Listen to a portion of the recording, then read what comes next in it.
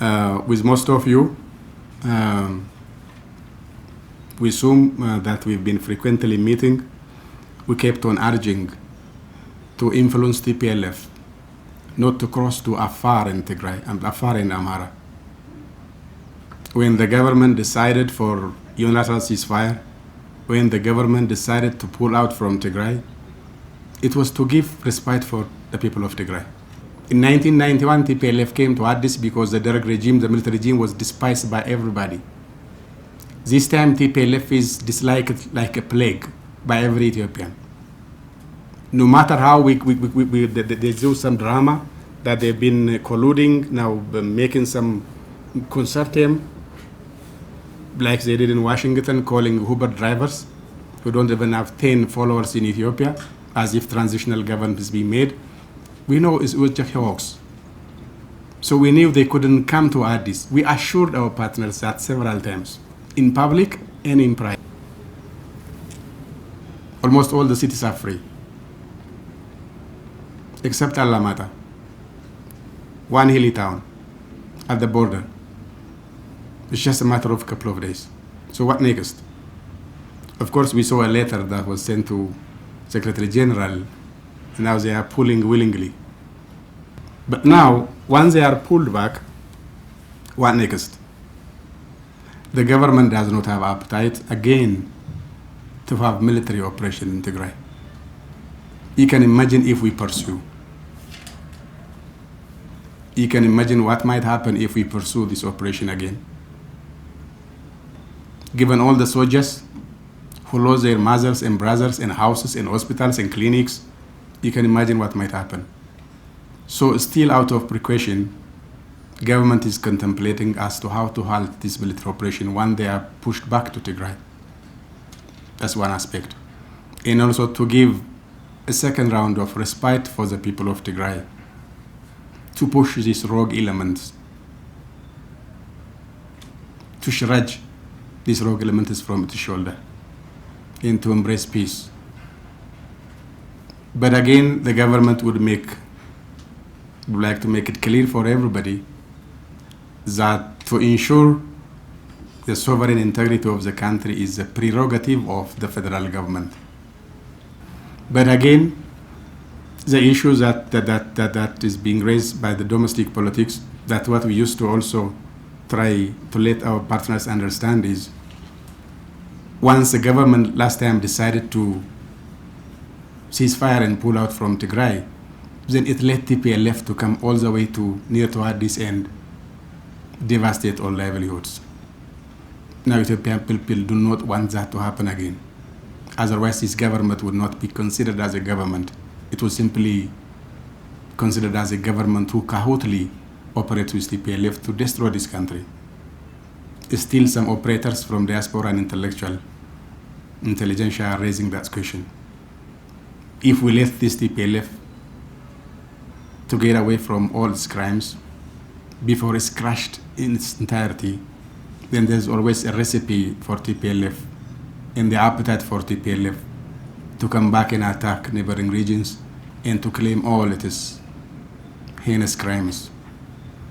So are we going to allow that to happen, or how the government would make sure that TPLF will not have that leverage, that access to arms to ransack this country again? So there is a dilemma.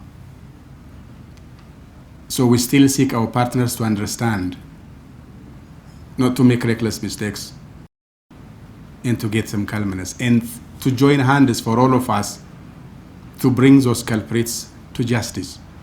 If there is somebody allegedly suspected for wrongdoing in the government of Ethiopia, so be it. So TPLF must also relinquish its grip, its greed, and also may be ready to hand over its gang of criminals among itself, and so that the rest could have some kind of a leeway to live a peaceful life. Still, we are talking about few hundreds. Those hundreds of thousands of people who were corralled and pushed by TPLF, they are just innocent Ethiopians. They still have aspirations to continue their peaceful life. They never had an appetite to kill their brothers and sisters in the neighboring regions. Their wish is to have a peaceful life. TPLF denies them of that life. It made them killers of their own brothers. It made them rapers of their own mothers. That should not be allowed if Ethiopia has any friend in this world. So that we wanted to make it clear. So government does not have an interest to pursue this military operation in Tigray, but to make sure that TPLF would not have access to arms and ransack this country again. The other aspect is the lasting peace. The so-called inclusive dialogue, which most of you have been concerned in calling for it. Now the Minister of Councils has decided to institute a commission which ran the all-inclusive dialogue. It is passed to the Parliament. The Parliament in its first session looked into the issue and then referred it to a special committee. And I think maybe this week or next, I don't know exact day, the Parliament may pass a law to institute a commission which runs the inclusive dialogue. So in this inclusive dialogue, government would only be actor. It does not dictate terms. And so this commission would set conditions, preconditions, and modalities as to how to run this inclusive dialogue. So every Ethiopian from every walks of life would be entitled to join this inclusive dialogue. And I think it might take months before it would be culminated in some sort of decision by the larger public.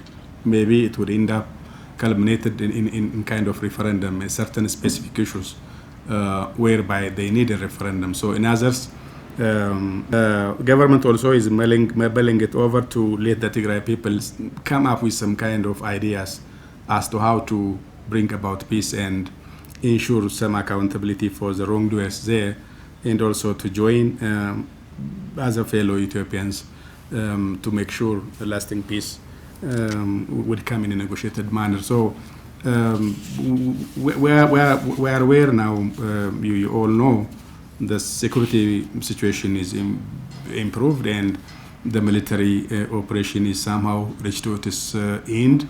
But the main thing, bringing about peace and ensuring accountability, are now main tasks, whereby we also need your assistance. The other aspect, I think, as I just said, instead of wasting millions, hundreds of millions to just some sort of expertise to roam around, I think it's time for all partners to be serious enough for reconstruction after this military is over.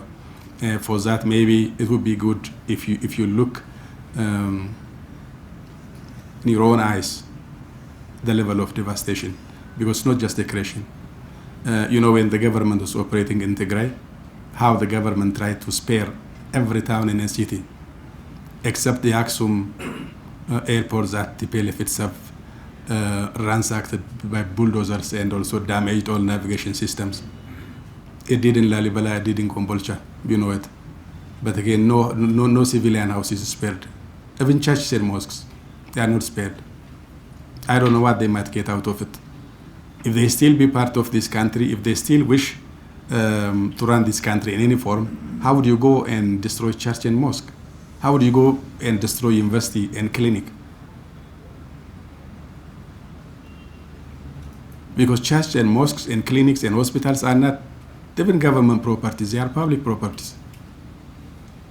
So if you look at the level of devastation, then I think there is huge task ahead for us to collaborate, both in terms of reconstruction, in terms of also bringing lasting peace through dialogue, and also to set out a mechanism as to how to let TPLF would behave and make up for the crimes that it did, so that part of its members, part of its affiliates, at least would have chance to enjoy, to go back to normal life and engage in a peaceful manner. But I just wanted to brief you on these manners, and also to seek for your understanding and cooperation as to what matters most to help Ethiopia regain its composure, to help Ethiopia regain stand firm on the ground, and also march forward to bring about peace, which includes every segment of the society in Ethiopia. Instead of barbing words, issuing statements, and seeking solutions by some corners to come up with some kind of excuses to sanction Ethiopia, it doesn't help. What helps is to understand each other and to help this country move forward. I know I'm not accusing a particular government as such, but we are accusing individuals who have now emotionally and personally too much involved in such issue, now becoming very much temperamental than acting like statesmanship and like acting as a savvy politician of international affairs.